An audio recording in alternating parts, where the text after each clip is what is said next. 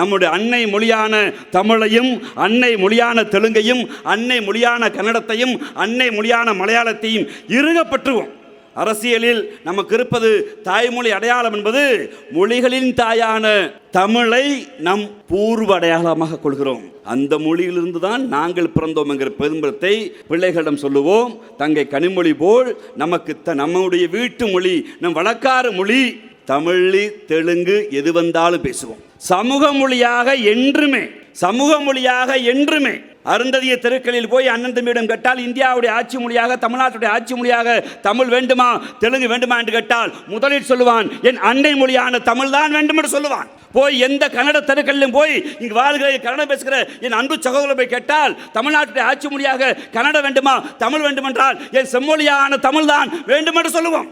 இந்திக்கு ஆதிக்க வந்தபோது இந்த தெருக்களில் முதலில் தீக்குளித்து செத்து போனவர்கள் பல பேர் தெலுங்கை கன்னடத்தை தாய்மொழியாக கொண்டவர்கள். அவர்களுக்கு தெரியும் எங்கள் அன்னை மொழி தாய்மொழியை நாங்கள் காத்தாதான் தெலுங்கும் மலையாளமும் கன்னடமும் இந்த மண்ணில் இருக்க முடியும் என்பது அவர்களுக்கு தெரியும். எந்த இடத்துல இட்டு கொடுக்க வேணாம்.